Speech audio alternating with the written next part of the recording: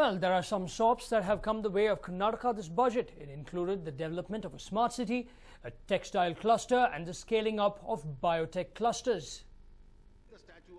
Karnataka got a fair share of the projects that have been announced in the union budget.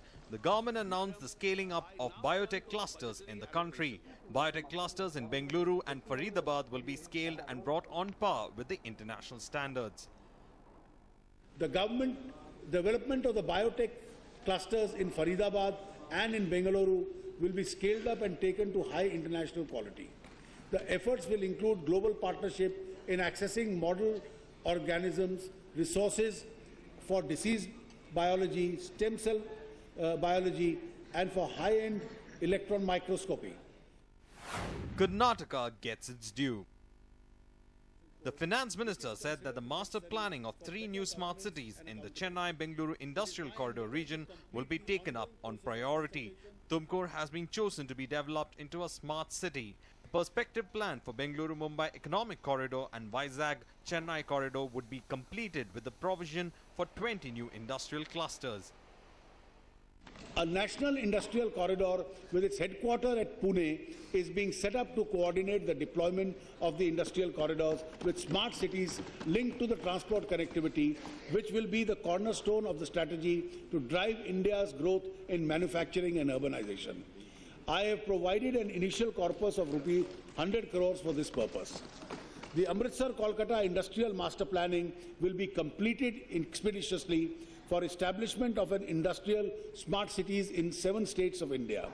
The master planning of these 3 smart cities is the Chennai-Bengaluru Industrial Corridor region, the Pune in Tamil Nadu, Krishnapatnam in Andhra Pradesh, Tumkur in Karnataka will also be completed. 6 more textile clusters have been proposed by the finance minister in the union budget. Rupees 200 crores has been set aside for the purpose. The new cluster includes the heritage city of Mysore for development. I also propose to set up 6 more textiles clusters in Bareilly, Lucknow, Surat, Kutch, Bhagalpur, Mysore and in Tamil Nadu. I am allocating a sum of rupees 200 crores for this purpose. Modi's top priority has been trying to develop industrial corridors for generating growth. Will the promises made to Karnataka be kept? Only time will tell. A News9 report. Now, the Modi government's first budget has received mixed opinions from the experts. Take a look at the experts' view on the budget and also let us see what the Aam Aadmi has to say. The Modi government made promises and people hoped they would keep them. Arun Jaitley presented the budget, and what was it like? Experts opined that the budget will benefit farmers and achieve the guiding principle of per drop more crops. It was rather already cooked. Only thing is that some dressing and garnering was done by Jaitley. There were quite a few schemes in between he has introduced. A few things which were really good was the farmers group formation, the Sinchan Yojana, the infrastructure corridor. Then he had widened the tax base, and possibly with that he would be able to curtail the fiscal deficit. So it is an okay budget. There are some good points. There are certain things in tax laws which he has done. He has removed certain uncertainties. And there are also certain disappointments, specifically on tax laws, that on GST and the direct tax code, there are no definitive commitments on that. And in respect of certain aspects of income tax, there could be some difficulties. We have to see the fine print on that. But overall, as we said, it's an okay budget. The budget was seen as a balanced one by few. But with high expectations from the Modi government, some feel that the dream of Achay Din has not been realized. NDA government, during the election campaign, they had sold a dream to the people of this country. I thought this budget, the dream might come true, but it hasn't come true. The government has presented a so-so budget. It is not very disappointing nor very applaudable. It's just about like any other finance minister who has presented budget hitherto. Mr. Jaitley has also done the same thing. I'd rate the budget between an okay to good. Okay, because I think the expectations of people were too high, and I think quite irrationally, because we were all expecting the earth, the moon, the stars, and I don't think he had the leeway, he had the, the arm's width to do that. And what did the armed Bengalurian have to say? Nothing earth-shattering. It was much expected. All I can say is that Modi has said a lot that, अच्छे दिन आएंगे. We're still waiting, अच्छे दिन कब आएंगे. Given the paucity of time, 6 weeks was only what Modi had, or rather Jaitley had to do work. He's done a credible job.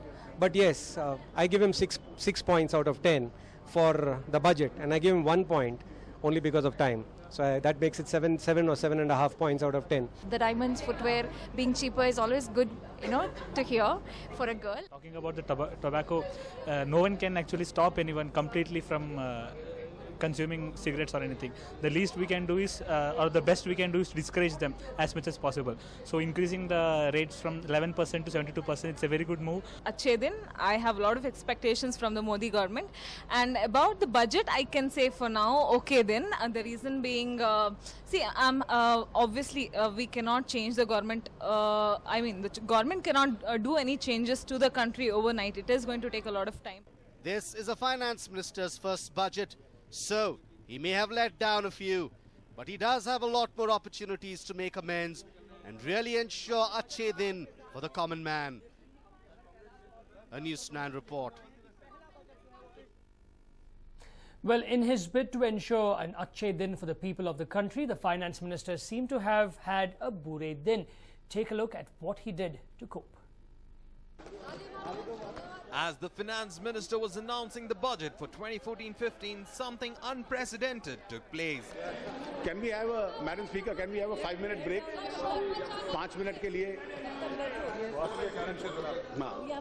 5 minutes, then I'll continue to read. Yes, for the first time in the history of Parliament, the finance minister took an unscheduled break. It seems that reading out the budget continuously made a finance minister tired. Seeing his condition, Speaker Sumitra Mahajan gave him permission to do so. This was not the only thing that happened for the first time. Did you notice this? Create PPP models. This will help in increasing the usage of gas. It seems that Arun Jaitley's tiredness not only made him take a break, but also made him sit and read the rest of the budget. This was also the first for a finance minister in Parliament. What else do we do when we get tired? Drink water. Well, Jaitley did just that. In fact, a bit too much. Guess the number of times he sipped water during his speech. It was not once, twice or thrice. It was 9 times. Welfare of senior citizens. The finance minister was seen drinking water after every 10 to 15 minutes during his speech. The first time he took his glass and took a sip was just after 20 minutes of his speech.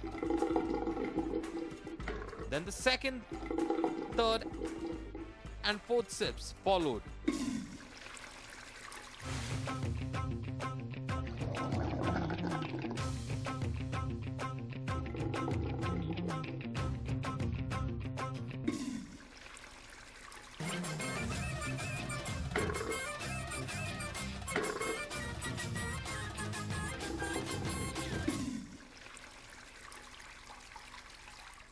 The 44-page budget speech by Jaitley has broken all records of the previous speeches.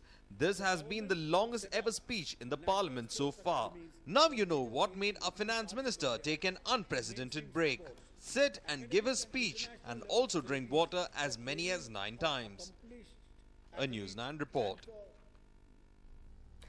Now on budget day, the market was trying to come to terms with a new personality called Arun Jaitley.